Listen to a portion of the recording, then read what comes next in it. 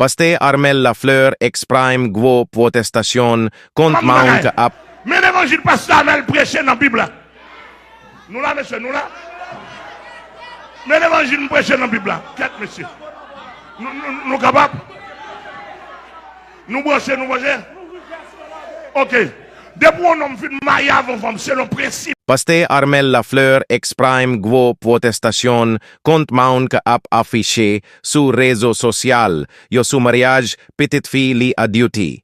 Qui te marié ak yon garçon san yo pa invite nan cérémonie an. Nan yon prech qui te marque pa émotion ak indiation. Li te déclaré publiquement que li te senti li trai non seulement comme yon papa, men tout comme yon guide spirituel. Li te accusé mon qui te publié message ak photo mariage petite fille a dérespecté douleli et puis yo vle créer scandale.